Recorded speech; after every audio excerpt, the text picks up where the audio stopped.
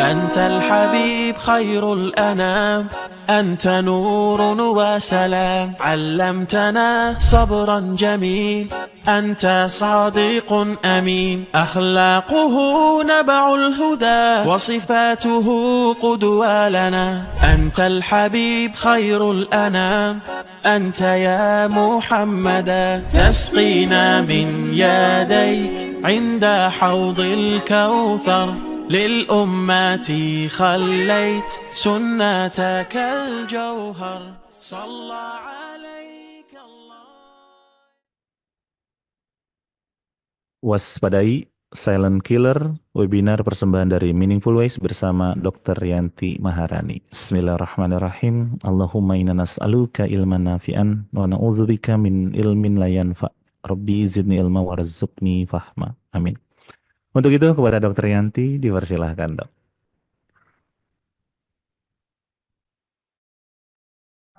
Baik, Bismillahirrahmanirrahim. Assalamualaikum warahmatullahi wabarakatuh. Bismillah. Robbi srohli sodri wa yassirli amri wa uqdatan min lisani yafqahu qawli. Bapak Ibu, Akang Teteh, saya selalu menyapanya seperti itu ya. Di seluruh tanah air di mana saja berada, bahkan dari luar negeri. Gak hanya luar pulau ya, ternyata yang join Meaningful Ways kajian tiap pagi nih dari mana-mana. Masya Allah, saya berasa bertambah lagi saudara-saudara saya. Mudah-mudahan kita sama-sama dalam majelis ilmu ini diberikan keberkahan ya. Ketika mengetahui, kita diberikan kekuatan untuk mengamalkan, insya Allah ya. Dan pada kajian kali ini saya sudah bertekad nih untuk meluangkan waktu, ada sesi tanya jawab karena 2 sesi kemarin sepertinya mepet terus waktunya. Jadi mudah-mudahan insya Allah ya, kita sisihkan sedikit waktu untuk sesi tanya jawab. Jadi saya tidak akan berlama-lama dalam menjelaskannya untuk menjelaskan materi pada pagi hari ini. Bagaimana? Saya ingin mendengarkan feedback dulu nih, kabar dari Bapak Ibu, Akang Teteh semuanya, gimana kabarnya, sehat pagi hari ini? Boleh coba ketik di kolom chat. Sip. Ada yang tahu? Pada pagi hari ini saya akan menjelaskan mengenai penyakit apa?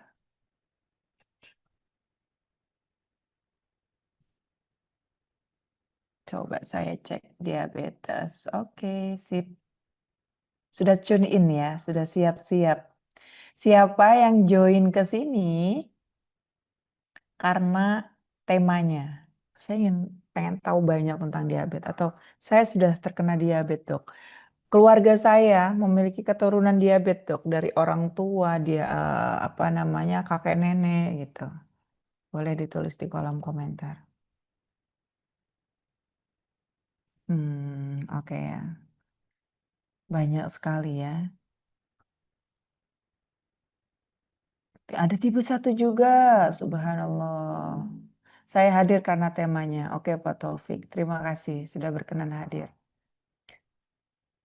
Siapa di sini yang baru pertama kali menyimak Zoom bersama saya di Meaningful Ways? Kalau ada boleh ketik 1 pertama. Kalau yang sudah 2 kali, ketik 2. Yang sudah 3 kali, ketik 3. Kalau yang sudah banyak kali, ketik sering, Dok. Berkali-kali. Ya udah ya, kayaknya banyak yang berkali-kali ya. Saya nggak usah kenalan, Dok. Nggak usah kenalan. Sip. Orang tua dan saudara menderita diabetes dan sekarang sudah meninggal. Oke, kalau begitu lanjut ya. Bismillah. Izinkan saya share screen terlebih dahulu. Siap menyimak? Ketik siap. Dan kita mulai.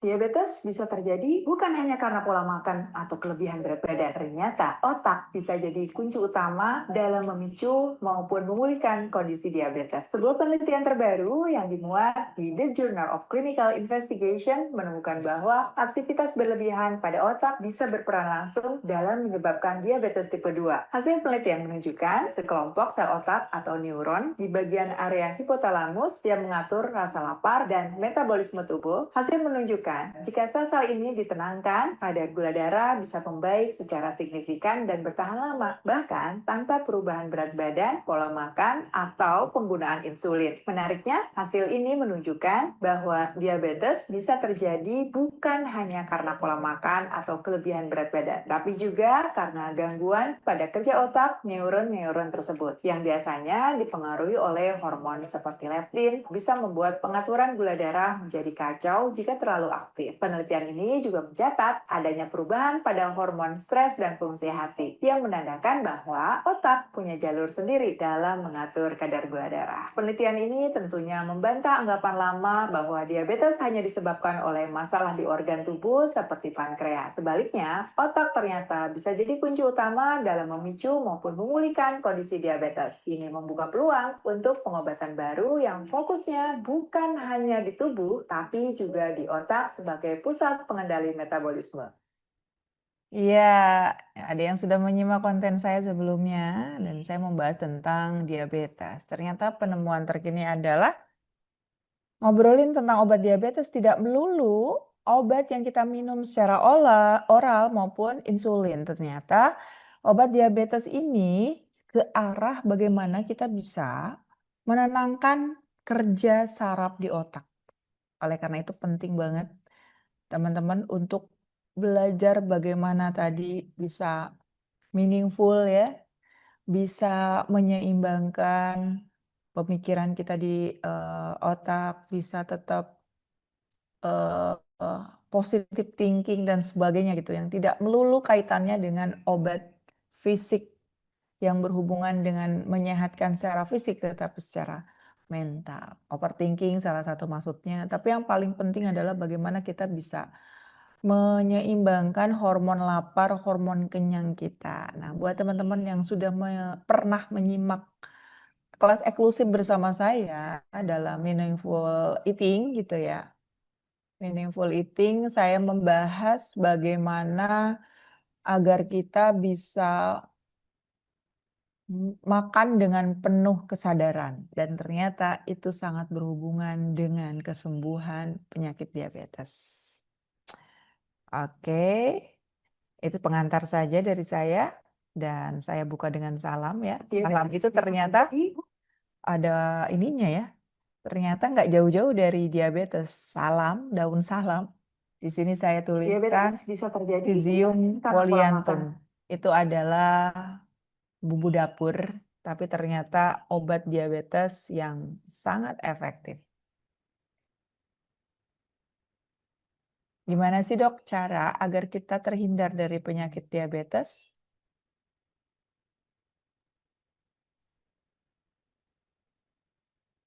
Mari kita simak. Sebetulnya diabetes atau kencing manis ini bukan satu penyakit yang aneh ya, sudah common lah di masyarakat. Tuh, bahkan masyarakat juga sudah paham gejala-gejalanya seperti apa. Yang mengerikan adalah ketika sekarang mulai bergeser, yang biasanya yang terkena diabetes itu sudah lansia ya, sudah sepuh gitu ya, 40 tahun, 50 tahun ke atas. Sekarang bahkan 20 tahun, 30 tahun sudah ada tanda-tanda ke arah terkena penyakit kencing manis atau diabetes. Jadi pada intinya apa sih dok masalahnya pada penyakit diabetes ini? Masalahnya adalah ketika kadar gula darah seseorang melebihi nilai normal. Kenapa bisa begitu? Harusnya kadar gula darah itu dalam batas tertentu ya. Tapi ternyata ketika dalam batas ambang ambang di atas normal, itu ternyata ada hal yang membuat seperti itu. Jadi nggak sekonyong-konyong. Nah, penyebabnya itu yang harus kita ketahui gitu. Salah satunya adalah resistensi insulin. Gimana dok? Apa itu resistensi insulin? Nanti saya akan jelaskan.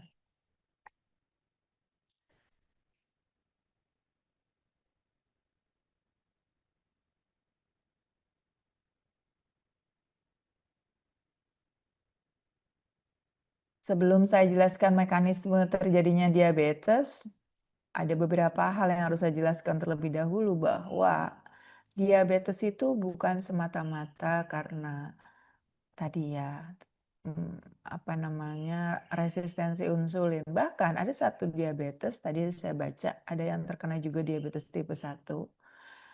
Dia itu bukan cuma resistensi insulinnya, tapi tidak diproduksi. Kenapa? Karena terjadi kerusakan sel beta pankreas yang menyebabkan si insulin itu tidak diproduksi. Gitu. Jadi pabriknya nih yang masalah. Sehingga insulin di dalam tubuh kurang dan perlu tambahan insulin dari luar. Biasanya insulin itu berbentuk obat yang perlu disuntikkan. Berbeda dengan obat diabetes oral. Kalau obat suntik yang isinya insulin, nah itu adalah obat diabetes yang harus dimasukkan dalam bentuk injeksi. Biasanya ke dalam perut ya, biasanya ke dalam sukutan gitu. Kemudian yang kedua, diabetes tipe 2 dan ini yang paling banyak karena terjadinya insulin. Insulin itu tetap ada, insulin diproduksi. Pankreas bisa memproduksi sel beta pankreas untuk menghasilkan insulin. Tetapi, nah ini masalahnya. Tubuh tuh tidak mampu menggunakan insulin meskipun jumlahnya cukup. Jadi kerjanya tuh nggak optimal gitu loh. Dia itu gabut, ya, nggak bekerja secara optimal. Atau ada gangguan dikeluarkan si insulin ini. Padahal pankreasnya baik-baik aja. Bisa dibedakan? Kok bisa dok? Kenapa si insulin ini dia resisten? Kenapa si insulin ini dia tidak efektif gitu ya? Nah itu ada hal-hal yang membuat seperti itu. Itu yang perlu kita waspadai. Kemudian yang ketiga tipe gestasional atau terjadi saat kehamilan dan itu kadang-kadang dia sembuh sendiri, kadang-kadang menetap juga gitu ya. Dan ini masih banyak dalam penelitian-penelitian dan juga diabetes tipe lainnya. Kapan saya didiagnosis diabetes? Oke, ini jawabannya. Ketika cek HbA1c lebih dari 5,7 karena normalnya kurang dari 5,7. Ketika cek gula darah puasa itu lebih dari 100. Karena normalnya kurang dari 100, estimasinya kurang dari 126 lah. Sekarang kalau bisa kurang dari 100. Sudah diketatkan lagi. Ingat ya, beda antara gula darah puasa dan gula darah sewaktu. Gula darah puasa, kita wajib puasa dari malam, dari jam 9 malam atau 10 malam sampai pagi, kemudian paginya baru dicek. Itu baru gula darah puasa. Kemudian kalau gula darah sewaktu, itu seseorang ada ke arah kemungkinan diabetes itu kalau lebih dari 200 mg per desiliter. Jadi normalnya kurang dari 200. Bahkan ya kalau bisa stabil di 100 itu baik banget sebetulnya ya. Kemudian kapan seseorang terkena ancang-ancang nih, terkena prediabetes gitu ya, 5,7 sampai 6,4, hati-hati tuh. Ketika HbA1c 5,7 sampai 6,4 ya, itu sudah harus waspada. Aduh, saya punya resiko nih terkena diabetes. Dan diabetes bisa lebih dari 6,5. Dok, saya nggak bisa Dok, gimana caranya saya bisa ngecek? Teman-teman boleh japri saya, ngechat saya, Dok, saya minta pengantar laboratorium, karena biasanya harus mendapatkan pengantar lab dari dokter. Saya dengan senang hati, saya akan berikan pengantarnya untuk cek HbA1c nih. HbA1c ini rentang gula darah kita nih, average dalam 3 bulan terakhir. Jadi akan menggambarkan, mendeskripsikan gitu. Dibandingkan gula darah sewaktu akan lebih akurat HbA1c. Dan juga ditambah dengan gula darah puasa. Jadi silakan nanti minta pengantar labnya ke saya untuk di lab kan. Nah, agar kita bisa tahu gitu kan. Karena kalau nggak dicek, nggak diperiksa, kita nggak akan pernah tahu loh. Saya beresiko nggak terkena diabetes, begitu. Saya pun sebagai dokter nggak bisa ngeraba-raba kesehatan saya sendiri ya. Tentu tidak sekonyong-konyong dari hasil laboratorium aja. Tetapi bisa juga dilihat dari gejala sehari-hari yang dialami. Itu juga menjadi pertimbangan kita untuk mendiagnosis ya. Nah, ini kategori kapan seseorang dinyatakan kencing manis gitu ya. HbA1c, gula darah puasa, gula darah 2 jam setelah puasa. Boleh di screenshot buat panduan kita ya. Aduh dok, HbA1c saya sudah lebih dari 5,7. Hati-hati. Aduh dok, HbA1c saya sudah 7, 9. Waduh, hati-hati. Karena sudah di diabetes. Ditambah lagi nanti ada gejala. Gejalanya seperti apa? Nih, ada penurunan berat badan yang tidak dapat dijelaskan sebabnya. Tiba-tiba gitu. Dan beda lah, penurunan berat badan beda ketika kita diet. Kuyuk, lemas, letih. Bahkan ya ada tambahan gejala lain ya. Ada kesemutan, mata kabur. Banyak makan, banyak minum, banyak kencing atau sering kencing. Kemudian pada wanita ada gatal pada bibir vagina, bahkan juga gatal-gatal di kulit, pruritus namanya ya. Kemudian ada disfungsi ereksi, impotensi pada pria. Segera periksa ke dokter apabila memiliki satu atau lebih dari gejala-gejala yang saya sebutkan. Oke? Ini agar kita bisa lebih aware. Bukan saya nakut-nakutin, tetapi biar kita paham ya. Seperti apa sih gejala diabetes? Kemudian, kalau kita bicara, dok, apakah saya bisa terkena diabetes? Setiap orang bisa terkena diabetes meskipun tidak memiliki keturunan kencing manis atau diabetes. Apa saja kondisi yang menyebabkan seseorang memiliki resiko yang tinggi terkena kencing manis? Yang pertama, obesitas atau kegemukan. Kalau sudah punya obesitas atau kegemukan, nah itu pintu masuknya yang bikin kita lengah. Tiba-tiba diabetes. Naudzubillah. Dok, gimana sih cara tahu saya obesitas atau enggak? Nah, yang belum pernah mengikuti kelas saya, kalau sebelum-sebelumnya saya secara gamblang menjelaskan detail cara menghitung indeks massa tubuh kita, ya IMT. Kemudian cara menghitung lingkar perut kita. Ada yang masih ingat berapa maksimal lingkar perut pada wanita dan pada pria? Berapa batasan lingkar perut yang sehat? Maksimalnya berapa pada pria dan wanita? Ada yang masih ingat? Coba tulis di kolom chat. Bu Rini 80. Pada pria atau wanita itu? Pada wanita 80, pada laki-laki 90. Betul sekali Bu Cici, terima kasih ya sudah mengingat dan sudah berbagi ke yang baru tahu. Siapa yang baru tahu? Ketik saya. Siapa yang baru tahu? Sudah paham ya sekarang kapan seseorang mengalami obesitas dan ini merupakan pintu gerbang yang pertama untuk penyakit diabetes. Yuk, sekarang kita perbaiki. Obesitas itu penyakit yang bisa, bukan, kondisi tubuh yang bisa banget kita modifikasi.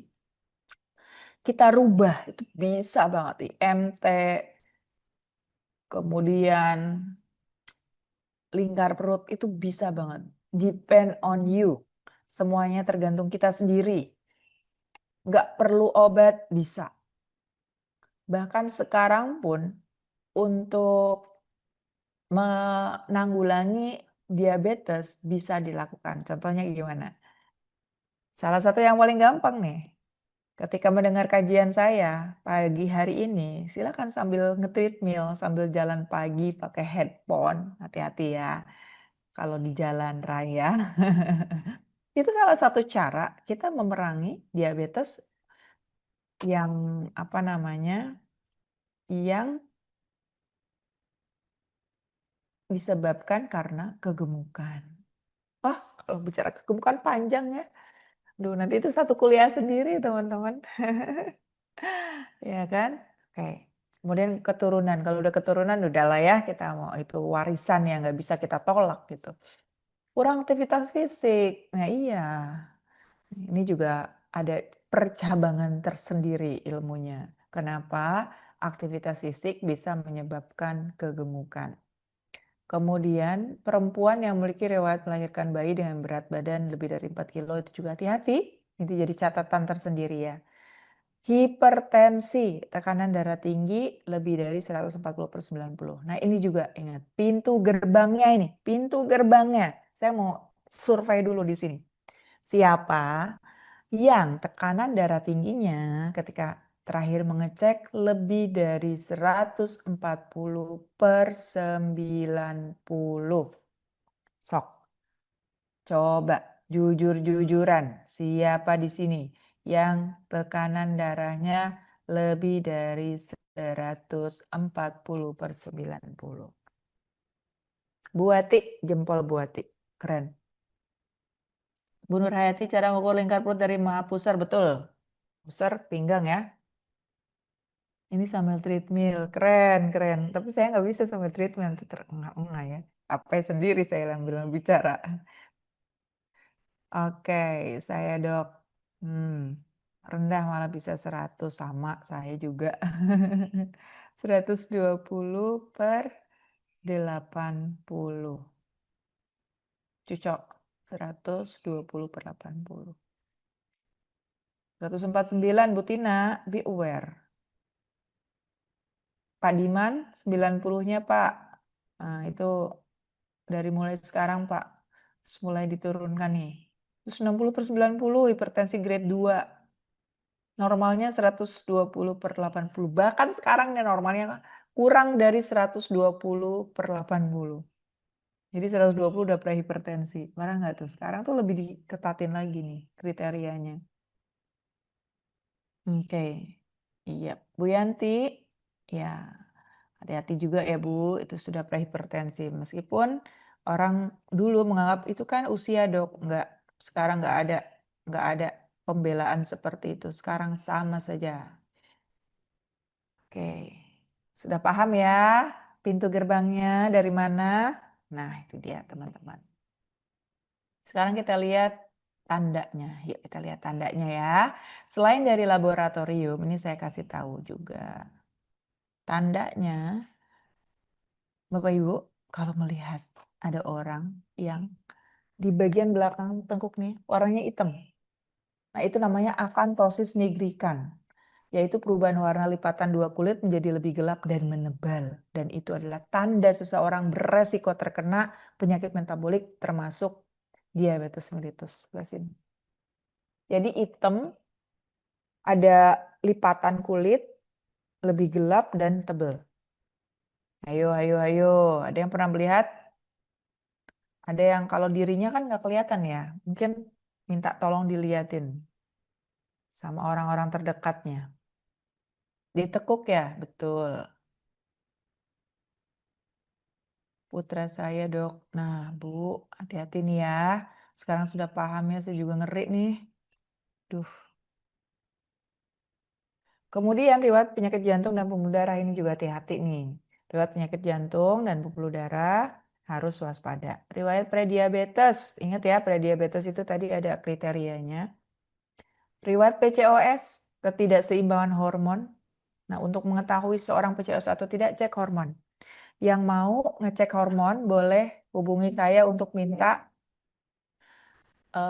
rujukannya. Bukan rujukan ya, kayak pengantar laboratoriumnya.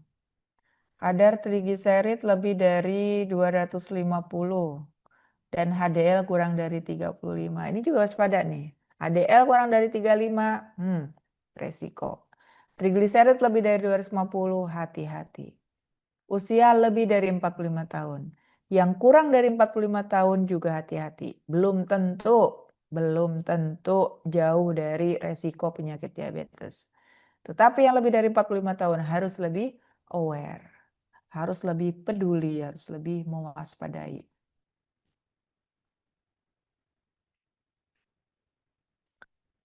Nah, yang menakutkan sebetulnya adalah komplikasinya, teman-teman.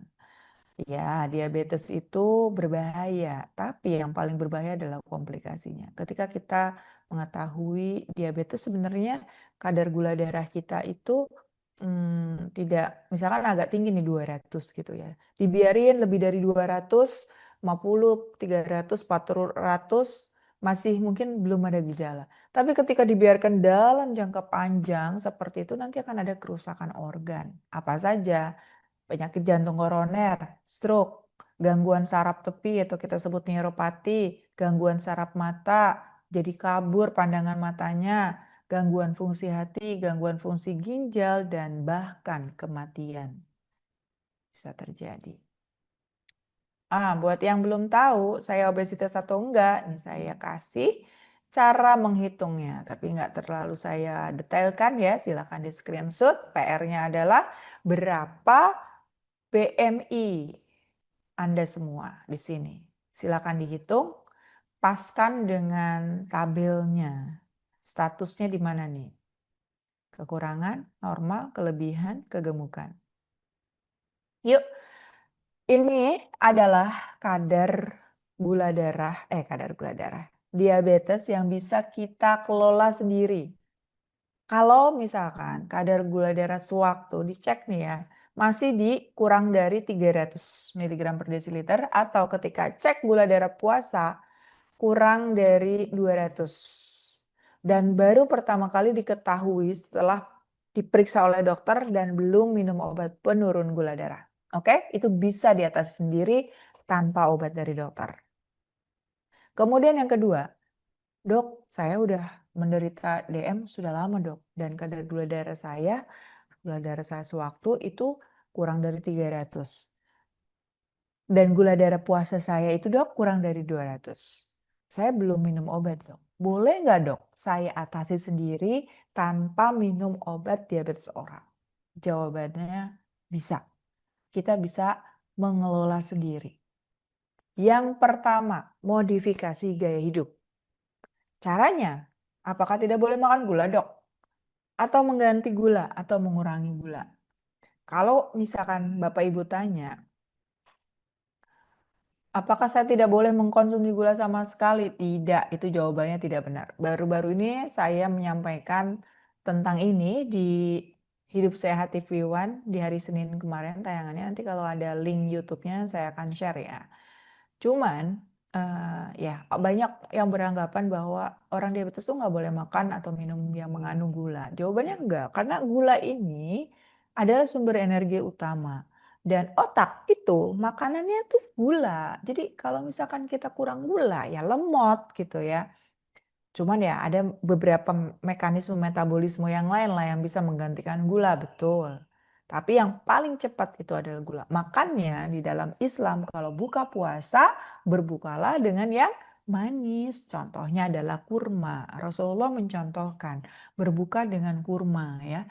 Karena apa? Ternyata kurma mengandung fruktosa. Fruktosa adalah jenis gula yang gampang diserap oleh tubuh dan gampang diubah menjadi energi.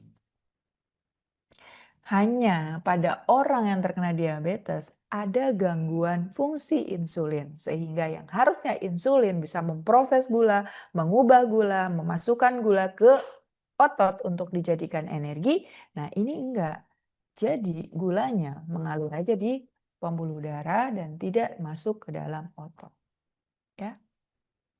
Akibatnya gula darah bisa naik secara tiba-tiba, terjadi glukosa spike, lonjakan gula darah, dan itu akan merusak organ jika tidak terkontrol. Bisa dipahami sampai sini?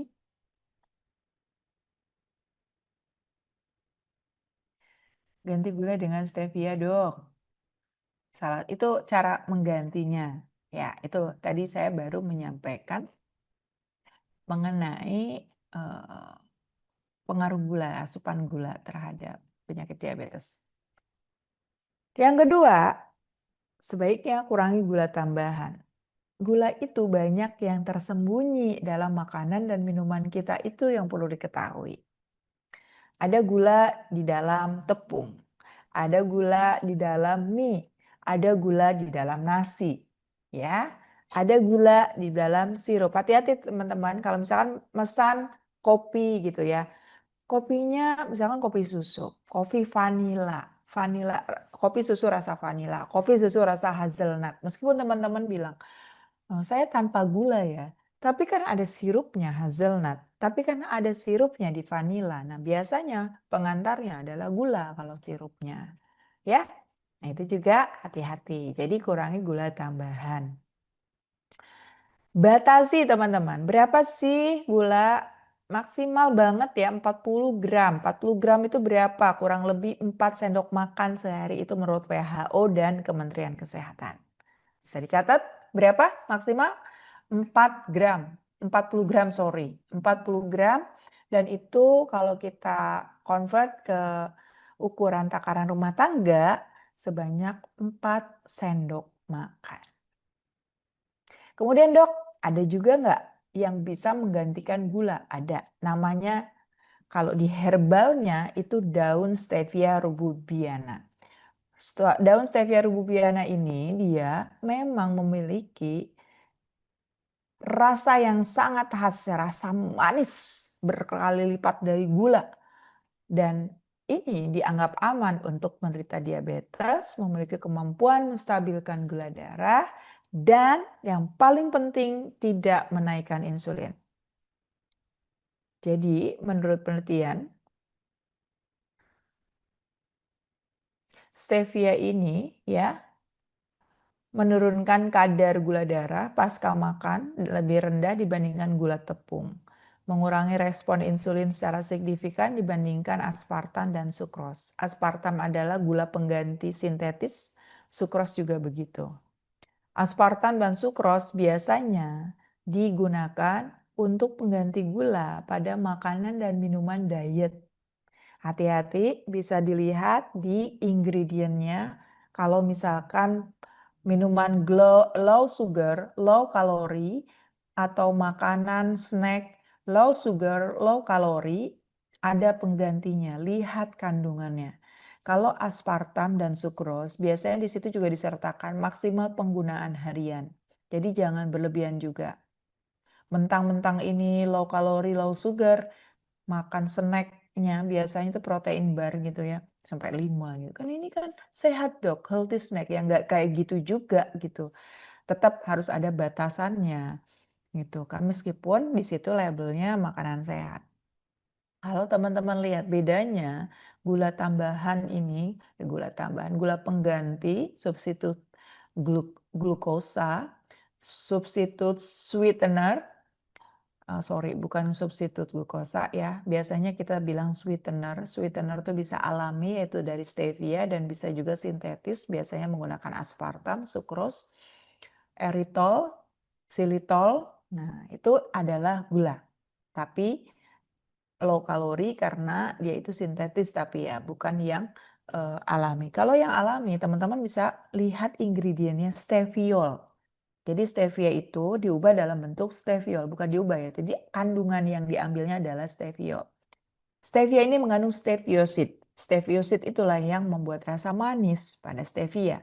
Dan ternyata pada jurnal yang lain itu juga bermanfaat untuk mengurangi kadar gula darah. Jadi berefek secara tidak langsung untuk diabetesnya.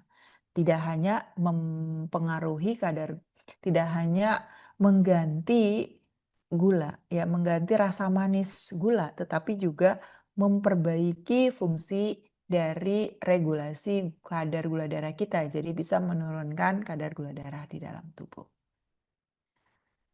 Nah, kalau ada yang mau coba menggunakan jamu diabetes dengan catatan tadi, balik lagi ke batasan yang bisa kita kelola sendiri ya teman-teman. Batasan yang bisa dikelola sendiri ini.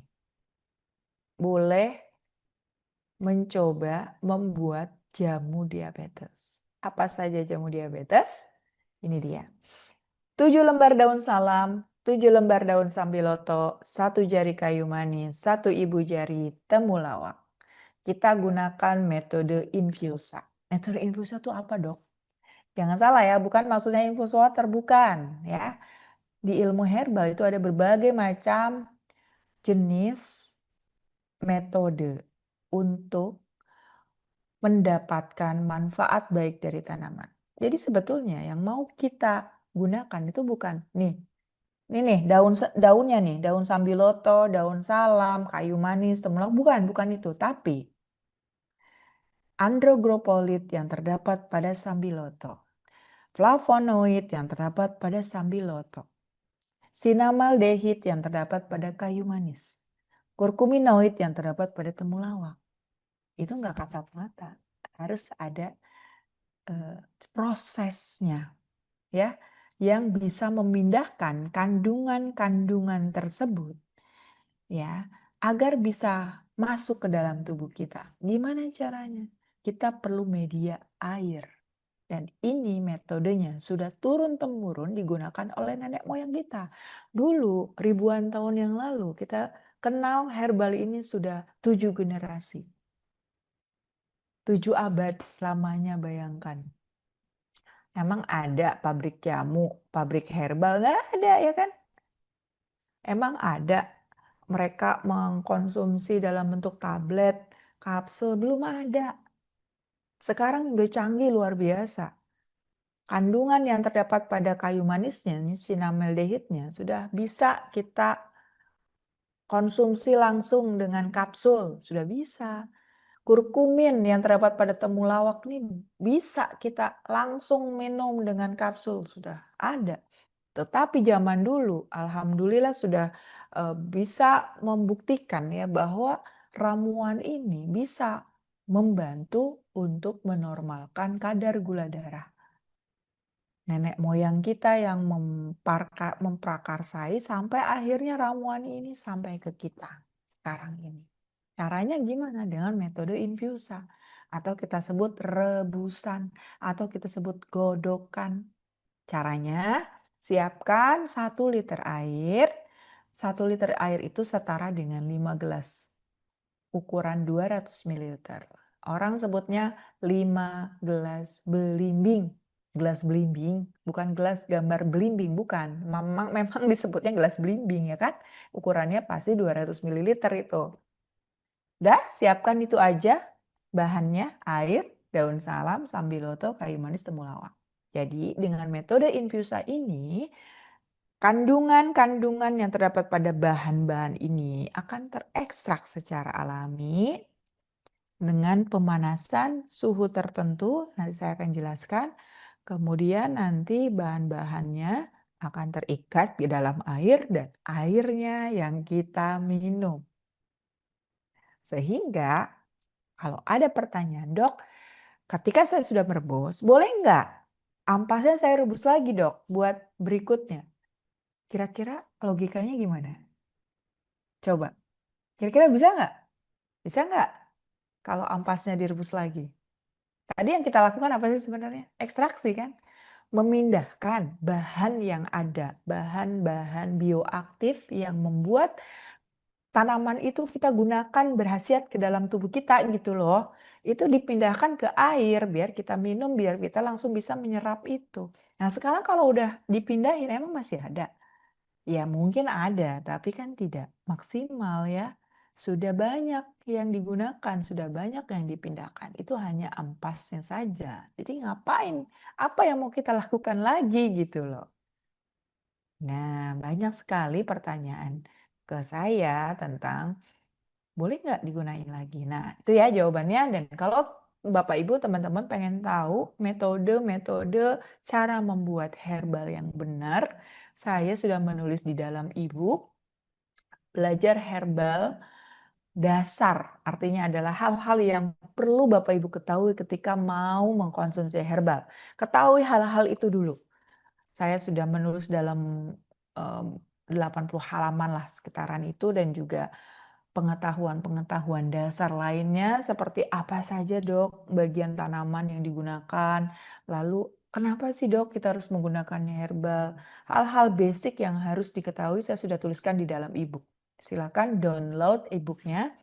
Nanti Mbak Mila bisa menyertakan link link e-booknya di Zoom ya. Mbak Mila mau minta tolong, barangkali ada yang belum paham nih. Dan juga kalau misalkan ada pertanyaan, dok kalau saya menyeduh boleh nggak?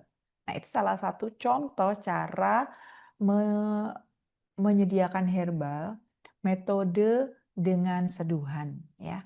Selain seduhan, infusa juga banyak lagi. Yang lainnya saya sudah tuliskan di dalam e-book saya. Jadi silakan yang mau belajar herbal dasar bisa baca e-book saya ya. Kemudian caranya gimana dok? Kalau misalkan saya gunakan ada yang menggunakan bahan basah, boleh ya. Bahan basah itu maksudnya adalah bahan segar gitu yang kita petik langsung dari tanamannya. Bisa juga kita gunakan dalam bentuk simplisia. Apa itu simplisia? Nah, saya sudah tuliskan cara membuat simplisia di dalam e-book saya agar tepat gitu. Karena ada 9 proses dalam pembuatan simplisia ini Bapak Ibu. Bahannya sama, daun salam, hanya saja kan takarannya. Kalau simplisia menggunakan gramansi biar lebih tepat.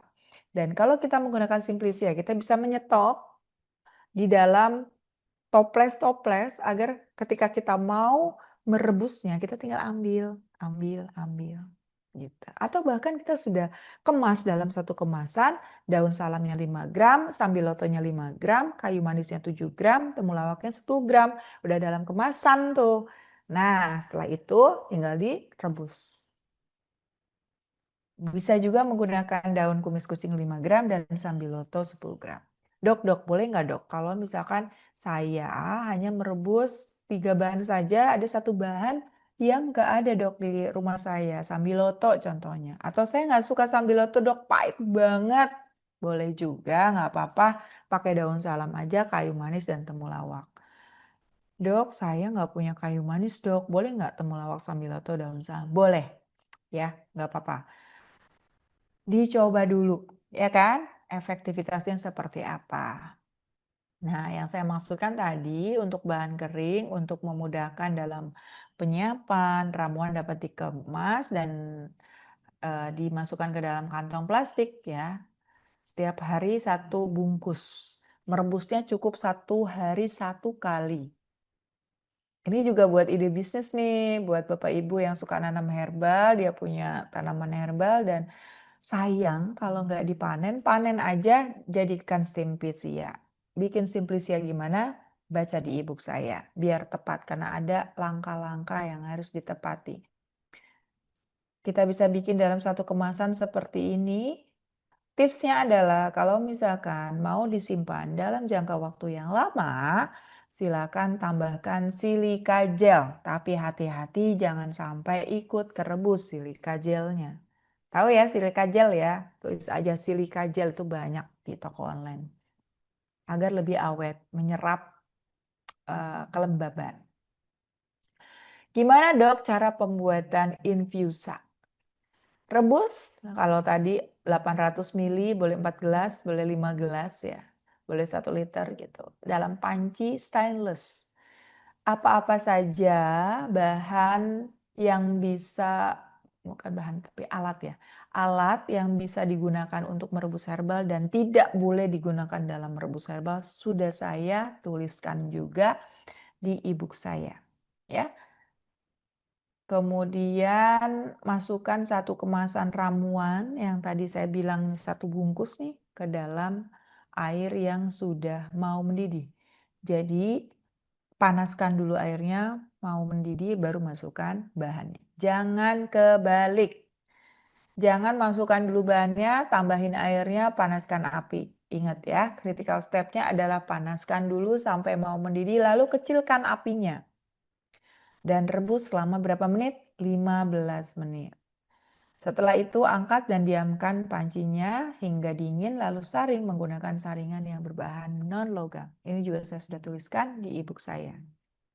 Hasil penyaringan diminum 2 kali sehari pada hari yang sama, yaitu setiap pagi dan sore. Boleh dibagi 3, pagi, siang, malam, dan boleh dibagi 2, pagi dan sore. Oke, tadi dengan metode infusa atau metode rebusan. Sekarang saya mau share tentang metode seduhan, yaitu kita sebutnya ngeteh ya. Teh, menyeduh teh. Kita bisa bikin daun kelor. Daun kelor juga sama, dia bisa menurunkan gula darah. Caranya bisa menggunakan daun kelor kering. Buat Bapak Ibu yang di depan rumahnya punya pohon kelor, silakan ambil daunnya dan keringkan. Kita bikin simplisia. Daun kelor kering sebanyak 1 sendok teh, bisa juga 1 kantong teh. Di dalam masukkan ke dalam tea bag maksudnya ya. Lalu seduh dengan air panas 1 cangkir, kurang lebih suhunya 90 derajat ya. Boleh ditambahkan jahe, boleh ditambahkan perasan jeruk nipis, boleh ditambahkan madu, dan boleh juga ditambahkan tetesan stevia. Stevia bisa dalam bentuk simplisia dan bisa dalam bentuk sediaan tetes, sediaan bubuk juga ada. Silahkan ya, banyak sekali merek-mereknya di pasaran.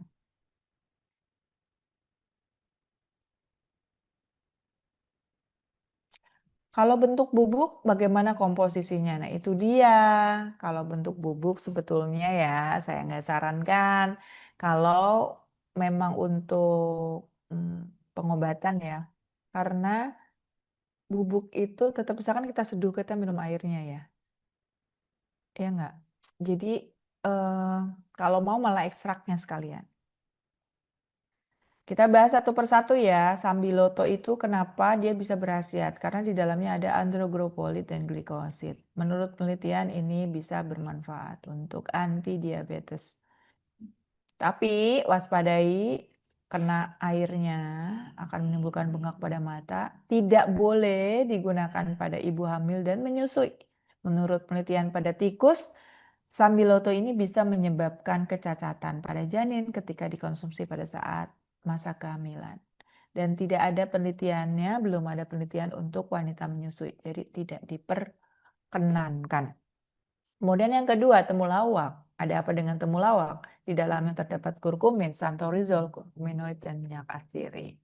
Dan menurut penelitian bisa mengurangi level kadar gula darah dalam tubuh. Kayu manis atau cinnamomaldehid berperan sebagai anti diabetes. Ternyata kayu manis ini seduhan yang diteliti ya. Dia bisa berpengaruh terhadap struktur pankreas, bisa memperbaiki sel-sel pankreasnya agar bisa memproduksi insulin dan juga bisa meningkatkan kerja insulin agar bisa lebih optimal lagi dalam regulasi gula darah di dalam tubuh. Kemudian lanjut kelor. Kelor tadi saya sudah jelaskan ya, kenapa dia bermanfaat. Karena ternyata memiliki efek dapat menurunkan kadar glukosa dalam darah. Ada yang punya tanaman kelor di rumahnya? Coba siapa yang punya daun kelor ada? Bu Anik? Banyak Bu Anik di sekitarnya ya. Saya banyak temukan di Nusa Tenggara Barat, di Sulawesi Selatan. Yang di depan rumah, bahkan sering buat pagar ya kelor ya. Iya, kalau gitu bikin simplisia. Bikin simplisia, bagikan ke tetangga. Jadi sedekah juga bisa dengan membagikan obat herbal, ya kan? Bikin dulu simplisia biar dipanennya dalam jumlah banyak sekalian. Cara bikin simplisia ada di dalam e-book saya. Kemudian kumis kucing. Kenapa kumis kucing berkhasiat? Karena ternyata kumis kucing ini memiliki efek menurunkan gula darah. Ya. Dan ini sudah diuji klinis loh. Ini clinical trial nih jurnalnya. Oke. Jadi herbal saja tidak cukup, teman-teman. Ya. Menerapkan pola makan, mindful eating, aktivitas fisik yang cukup, dan hindari stres. Dengan cara ikut kajian Meaningful Ways setiap hari. Oke, Bapak Ibu, teman-teman semuanya, ya, waspada diabetes. Saat ini, ketika kita peduli dengan segala macam resiko terkena diabetes, berarti kita memilih untuk siap sebelum terlambat. Siapkan diri. Karena penyakit kita tidak tahu kapan datangnya, dari mana arahnya, dan apa penyakitnya gitu ya. Pasti ada celahnya. Sehingga waspadai. Caranya dengan ikut kajian-kajian seperti ini agar kita semakin aware, semakin waspada. Pesan dari saya, jaga makananmu, tingkatkan aktivitas tubuhmu, rawat tubuh dengan cinta, karena hidup sehat itu bentuk self-love. Ya nggak? Setuju nggak self-love? Yuk kita mulai dari yang sederhana, dengan cara menyadari, memahami, dan melakukan. Jadi apa yang akan kita lakukan hari ini?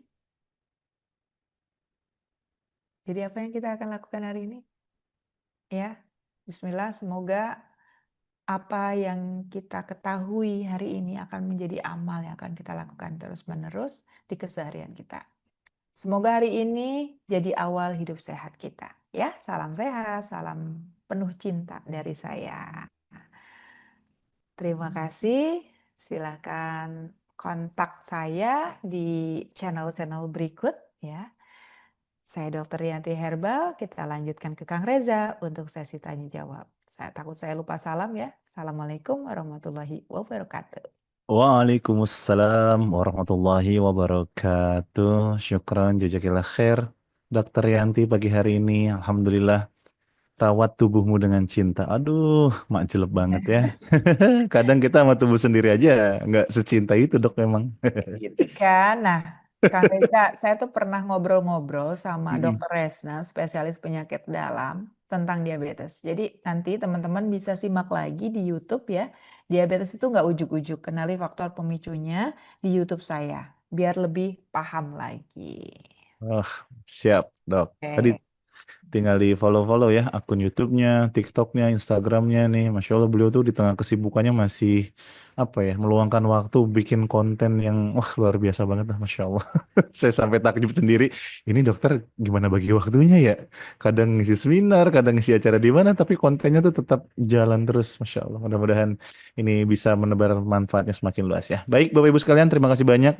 Bagi yang mau bertanya, silahkan aktifkan dulu fitur raise-nya. Ini masih ada waktu cukup banyak. Namun seperti biasa sebelum saya ke sesi tanya jawab, bagi Bapak Ibu yang merasakan banyak manfaat dari pertemuan kita pagi hari ini dan ingin terus support kegiatan kita di Meaningful Ways, kita menyediakan, menyelenggarakan webinar-webinar setiap pagi, setiap hari, insya Allah. Dan ingin terus support kegiatan kita, mangga langsung aja ya.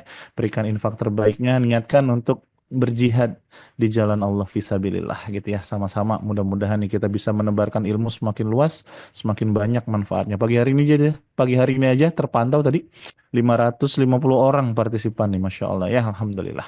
Langsung saja bagi yang mau infak, bagi yang mau linknya juga tuh nanti di kolom chat, pokoknya dipantau aja untuk info-info update-nya ya. Kita langsung ke penanya aja nih biar mudah-mudahan bisa terakomodir agak banyak yang bertanya pagi hari ini ya. Dan bagi yang bertanya, boleh singkat, jelas, padat saja, tidak perlu curhat panjang-panjang dan batasi satu pertanyaan aja ya. Kita membagi dengan teman-teman yang lain. Silakan kita mulai dari Bu Yanti dari Singapura.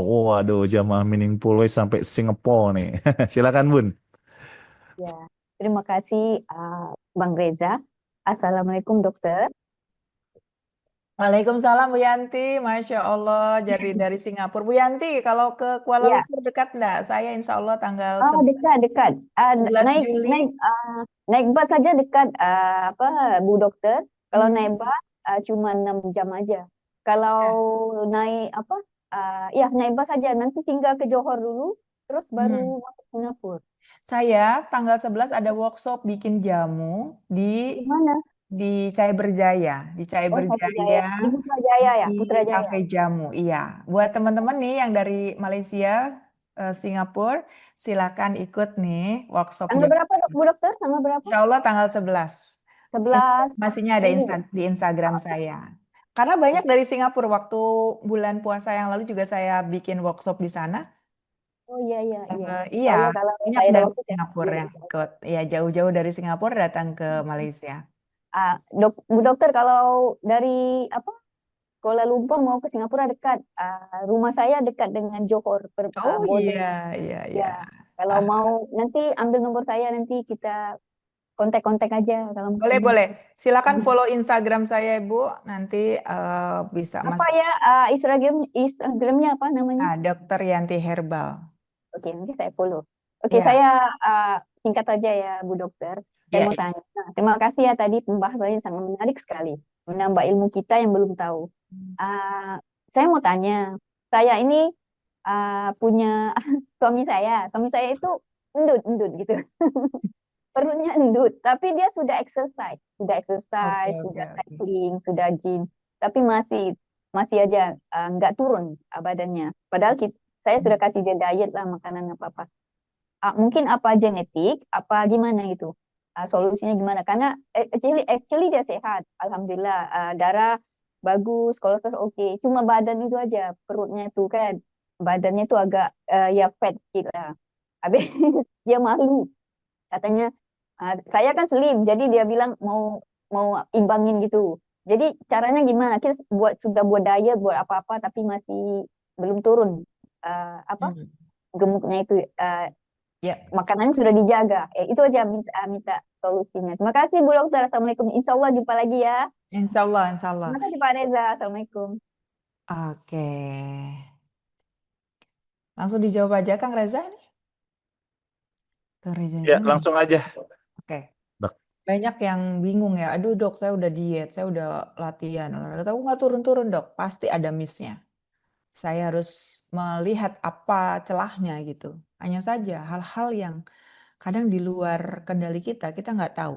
Kadar vitamin D dalam tubuh kita berapa. Saya juga, aduh, bukan terkesima ya. Eh baru menyadari pentingnya vitamin D, kemudian saya cek dan saya insufisiensi. Saya dokter loh, tapi bisa loh insufisien.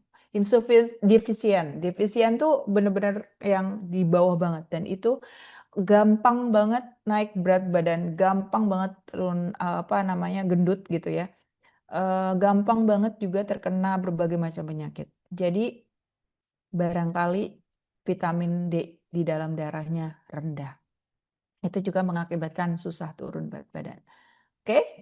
Nah, itu salah satu contohnya. Jadi banyak sekali celahnya. Di luar itu sebenarnya banyak juga yang harus dikoreksi tentang bagaimana pola makan, pola minum, pola tidur, pola aktivitas olahraganya, apakah sudah sesuai dengan dosisnya. Insya Allah kalau ketemu langsung saya bisa jelaskan detail ya. Dan kita mungkin perlu kelas eksklusif lagi, Mbak Mila, Kang Reza, ayo kita bikin lagi cara melangsing, melangsing Oh. yang sehat ya. Kemarin kita bahas tuntas 2 hari kalau nggak salah. Mungkin ada yang belum ikut, kita bisa adain lagi. Oke. Iya, betul banget. Tuh, Kamila langsung, oke dok, gas, bismillah katanya. Iya, itu keren banget loh. Kita bisa lihat transformasi Dokter Yanti loh. Jadi jangan lihat Dokter Yanti yang sekarang, Bapak Ibu sekalian. Di, Lihatnya konten-konten yang setahun 2 tahun yang lalu. di kelas eksklusif tuh dibahas banget, Masya Allah beliau. Oke, terima kasih Bu Dokter. Bu Yanti mudah-mudahan menjawab juga.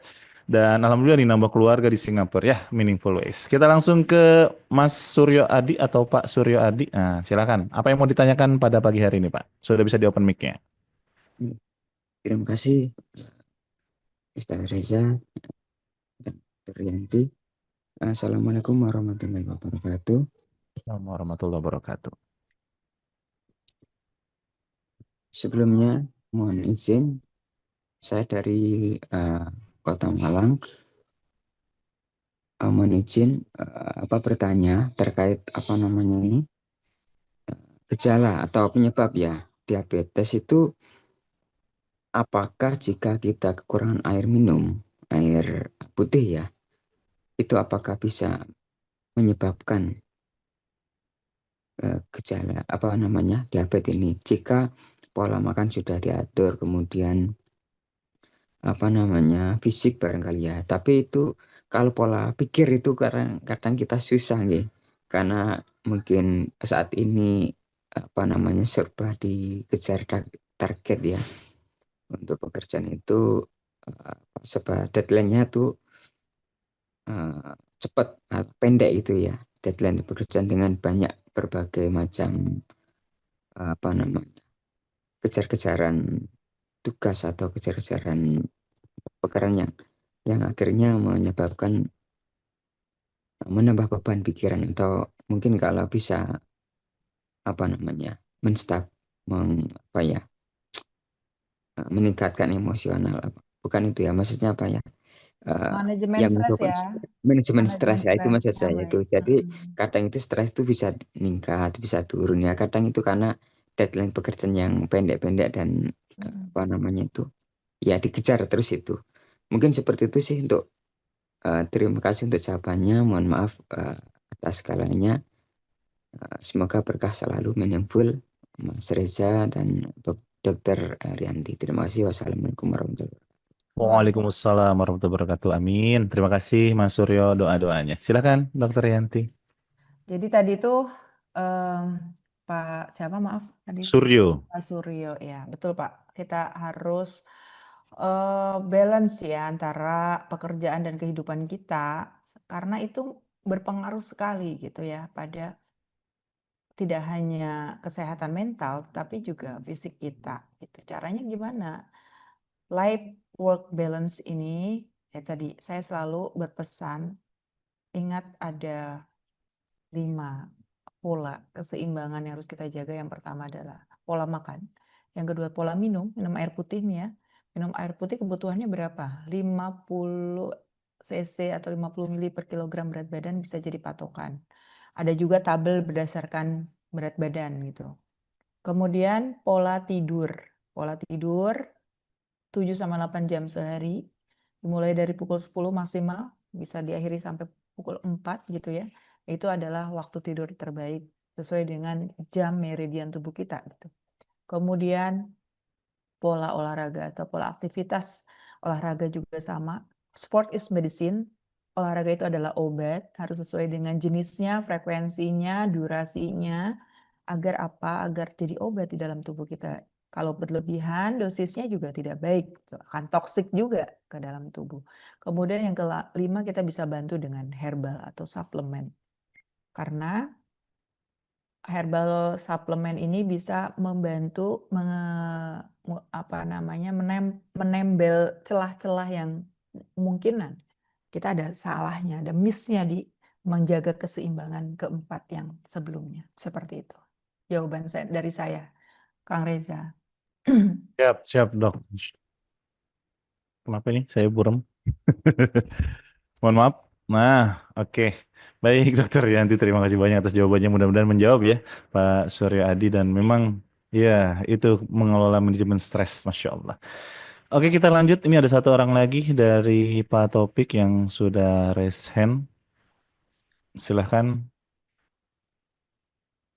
Pak Topik. Baik, Ah, ya. Terima kasih. Assalamualaikum, Mas Reza. Waalaikumsalam warahmatullahi wabarakatuh. Ya.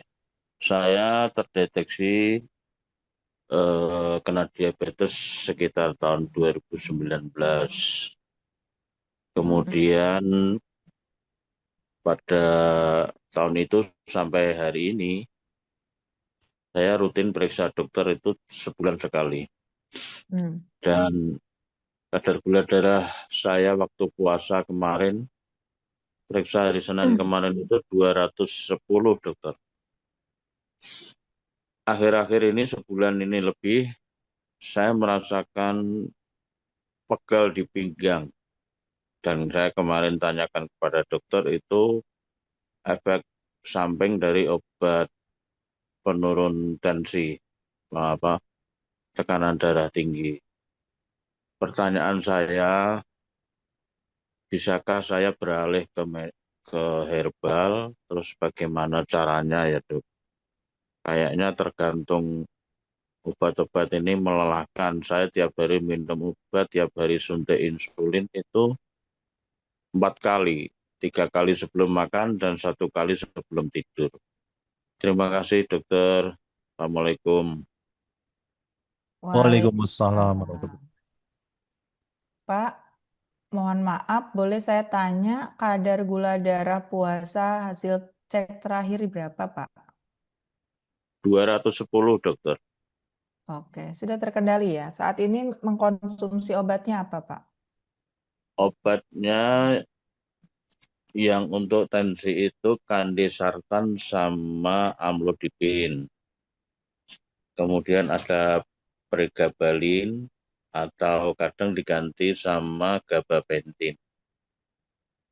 Kemudian satu lagi obat pengencer darah. Oke. Jadi begini Pak, memang harapannya kan nanti pelan-pelan obatnya bisa turun dosisnya, bahkan bisa sama sekali ya tidak minum obat. Nah, caranya gimana? Bapak bisa mengkonsumsi bukan bersamaan ya, dikombinasikan ya. Jadi ketika minum obat dari dokter, kemudian juga 2 jam berikutnya atau 2 jam pokoknya dikasih jeda gitu ya, itu bisa mengkonsumsi jamu diabetes yang tadi saya sampaikan, gitu. Oke. Ya, Harapannya baik. apa? Pelan-pelan obat diabetesnya bisa berkurang atau bahkan di-stop oleh dokter. Nah, ketika Bapak mengkonsumsi jamu diabetes, itu harus tetap dipantau, Pak, harus tetap diperiksakan bagaimana penurunannya. Biasanya akan lebih mudah turun dibandingkan sebelumnya. Kalau tadi masih di atas 200 terus ya. Nah, mudah-mudahan dengan dikombinasikan dengan jamu diabetes itu bisa di bawah 200 tuh gula darah puasanya. Terus nanti dokter akan mengevaluasi lagi. Loh ini udah nggak perlu nih obat diabetes oral gitu. Bapak lanjutkan herbalnya. Nanti dengan sendirinya gitu tetap dievaluasi ya. Mudah-mudahan jamunya juga nggak perlu lagi nanti, harapannya seperti itu ya Pak. Yang penting tetap terkontrol. Ya, baik dokter. Terima kasih. Iya. Sama-sama Pak Taufik, terima kasih juga Dokter Yanti yang sudah memberikan jawabannya. Dan bagi tadi yang bertanya di kolom chat untuk acara yang di Cyberjaya, nah itu Dokter Yanti sudah membagikan informasinya ya, flyer dan juga copywritingnya dan form pendaftaran. Silahkan yang dekat-dekat merapat ya, mumpung ada dokter ke sana. Ada lagi yang mau bertanya Bapak Ibu sekalian, silahkan aktifkan fitur resennya biar kita bisa open mic-nya. Dan bagi Bapak Ibu yang belum tergabung dengan keluarga besar Meaningful Ways atau yang sudah tergabung tapi masih ada di grup yang lama, nah, silahkan pastikan teman-teman sudah berpindah ke grup Meaningful Ways yang baru ya, agar tidak terlewat info-info webinar kita setiap hari, termasuk setiap akhir pekan juga untuk kelas eksklusifnya. Kita masih ada waktu, dokter izin, ini ada yang resen lagi dari Bu Lina Zainuddin. Silahkan Bu Lina, apa yang ingin ditanyakan? Terima kasih Kang Reza. Assalamualaikum warahmatullahi wabarakatuh, Dok. Waalaikumsalam warahmatullahi Ya, wabarakatuh. Dok, alhamdulillah saya maksudnya tidak ada gejala sakit yang dirasakan. Namun saya dengan bertambahnya usia ini ingin saya menurunkan berat badan. Iya. Jadi pola makan berapa kali sehari, lalu apa saja yang harus saya pantang gitu ya dok, dan jamu apa yang harus saya rutinkan saya minum dok. Terima kasih dok. Assalamualaikum warahmatullahi wabarakatuh. Waalaikumsalam. Waalaikumsalam warahmatullahi wabarakatuh. Bu, tadi posisinya di berapa IMT-nya dan berapa lingkar perutnya? Ya. Nggak Berapa? pernah ngukur dok. Nah itu ya kan, Nggak pernah ketahui ngukur. dulu. Tapi Ketahui dulu. berat saya 75 dok. Usia saya 65. Tinggi badan berapa? 162. Oke. Berat badan 65 ya? 75, Dok. Oh, 75. Iya.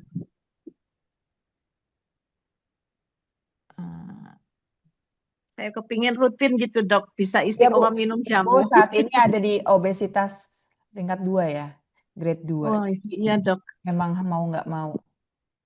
Ikuti yang tadi sebenarnya kalau saya perlu mengupas satu-satu ya. Pola makan, pola minum, pola tidur, pola olahraga, dan herbal. Nah, herbalnya apa? Sebetulnya saya sudah menuliskan nih herbal untuk menurunkan berat badan di grup edukasi saya. Ada resepnya nih. Boleh ya? Join aja grup edukasi bersama saya.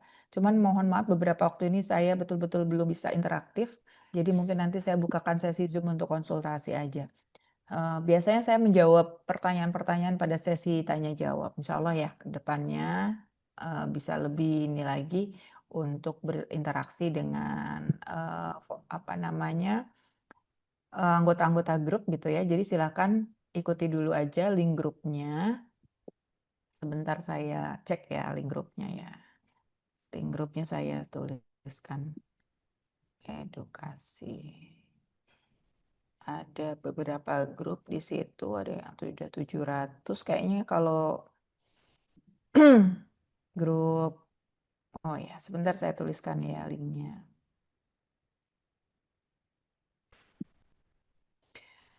Ya Bu ya, nanti biar lebih intens lagi karena banyak banget. Kalau menurun berat badan nggak bisa saya sampaikan dalam waktu 5 menit Bu.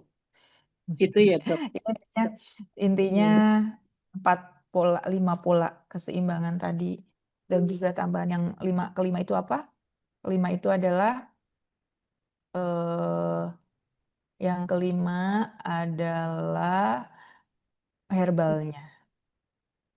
Kalau vitamin D tadi itu, Dok, maksudnya berjemur atau mengkonsumsi apa, Dok? Nah, itu dia berjemur juga bagusnya itu ketika banyak yang mereferensikan ya bukan di jam 7 jam 8 justru jam 10 sampai jam 1 tapi cuman sebentar aja jangan sampai gosong ya jangan sampai gosong tapi kita itu sebetulnya agak susah ya apalagi wanita berjilbab ya. Nah, Ya itu. enggak, karena apa? Ketutup. Ya, jadi kenapa saya pun vitamin D-nya rendah karena pada saat kita terkena matahari hanya permukaan tertentu saja yang terkena. Nah, itu juga masalahnya di situ. Nah, mangga grup edukasinya sudah saya buka di chat ya. Oh iya, Dok. Oke. Oke, terima kasih, Dok. Ya, semoga bermanfaat. Ya, Ya, sama-sama. sama-sama. Silakan download e-booknya untuk turun berat badan. Sama-sama, Bu Lina, Dokter Yanti, terima kasih banyak. Dan bahkan terakhir kita mesti 2 hari ngebuka kelasnya tuh, biar utuh ilmunya ya.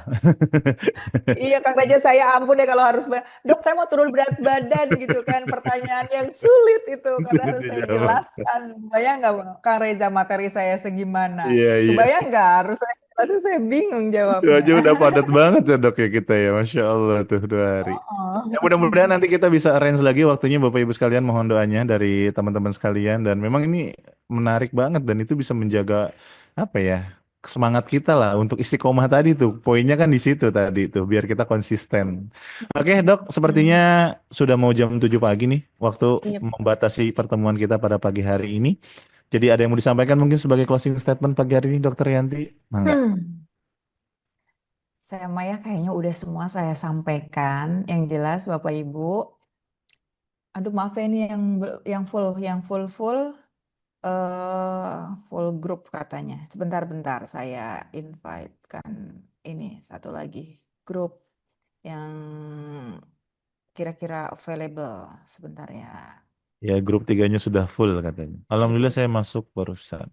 Ya, jangan lupa juga di follow-follow ya akun Instagram Dokter Yanti. Nah, biar mendapatkan info-info terkini. Jangan lupa juga meaningfulways.media. Nah, silakan, Bu Dokter. Ya, sebentar ya. Ini saya kopikan dulu. Semoga masih bisa masuk. Saya belum bikin kandang baru nih. Kandang. Biasanya orang tuh Bikin kolam minimal ya, familiar kolam ini kamar. Bercanda, biar nggak tegang. Serius. Nah, Mangga silahkan siapa tahu. Terisa tuh sampai ketawa ya kan. Aku juga mau masuk kandang boleh nggak? Kita juga untuk ini yang materi aja yang belum saya sampaikan. Tersenyum itu juga obat, ya kan? Obat untuk diri kita. Jadi senyum minimal kita dengan cara tarik bibirnya 2 cm ke kanan, tarik 2 cm ke kiri, dan tahan 2 detik. Manis nggak? Itu juga obat ya. Obat untuk mencegah diabetes. Tapi hati-hati jangan kelamaan, nanti terlalu manis. Gitu aja dari saya, Kang Reza. Semoga bisa bertemu di kesempatan waktu. Mohon doanya untuk kesehatan dan juga panjang umur biar bisa silaturahmi kembali. Terima kasih. Terima kasih banyak dokter. Tuh Kamila juga terus interaktif nih kalau setiap dokter Yanti yang ngisi nih Kamila paling semangat juga paling depan belajarnya nih. Masya Allah. Oke, terima kasih banyak Bapak Ibu sekalian. Sekali lagi terima kasih banyak keluarga besar Meaningful Ways dimanapun berada yang setiap pagi hadir, bahkan menghadirkan orang lain untuk bergabung dengan kajian-kajian Meaningful Ways.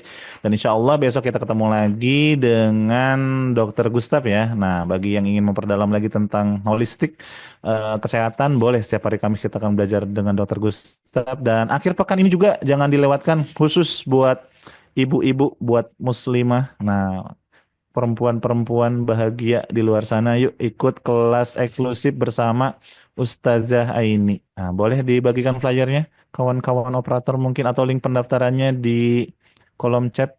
Nah, kita menjadi happy muslimah agar suasana rumah kita juga penuh dengan kebahagiaan. Insya Allah akan dibahas tuntas, kupas dengan detail bersama Ustazah Aini ya. Ini satu hari aja di hari Sabtu dan mudah-mudahan semuanya bisa hadir dan menghadirkan. Dan seperti biasa daftar dulu aja dan termasuk silahkan ajak keluarganya ya. Itu mungkin untuk informasinya pagi hari ini dan bagi yang mau bergabung dengan grup yang terbarunya silahkan follow juga Instagramnya. Tuh Dokter Yanti juga sudah nge-share lagi grup 4 katanya. Ini memang nih banyak banget nih ya kandangnya. Mudah-mudahan yang ini belum full. Kolam ya. Kolam, Kalau kolam. kolam. Boleh deh. Gak sopan katanya kalau kandang. Alhamdulillah. Tuh langsung baru loh, sengaja banget bikin buat Bapak Ibu. Oke, baik sekali lagi terima kasih banyak dan untuk menambah keberkahan pagi hari ini yuk sama-sama kita tutup dengan hamdalah alhamdulillah ya rabbil alamin. Sempurnakan dengan doa kafaratul majelis. Subhanaka Allahumma wa bihamdika asyhadu an la ilaha anta astaghfiruka wa atubu ilaik. Barakallahu fikum, berkah selalu Bapak Ibu, Ayah Bunda dimanapun berada, selamat beraktivitas, selamat berbahagia di hari ini. Wassalamualaikum warahmatullahi wabarakatuh dan kirimkan doa-doa terbaik buat Dokter Yanti. Waalaikumsalam Dokter Yanti dan tim. Semoga selalu sehat terus semuanya. Dokter Yanti. Amin, amin, amin. Sehat ya Kang Reza. di sini. Nita, hati-hati naik motornya Bu Nita, ya Allah. Masih nyimak Masya pakai Allah, helm. Masya Allah. Mau nganter anak sekolah, Terima Pak? kasih Mas Sama Risa, sini boleh. Dokter Yanti. Oke, sama-sama semuanya. Yang mau Bapak Ibu jalan semua. pagi, selamat jalan pagi ya. Lakukan Disemangatin dengan penuh sama semangat. Dokter Yanti, selamat. Izin saya Jangan tutup lupa podcast ini. 30 menitnya untuk jalan. 5, 4, 3, 2, 1. Dadah.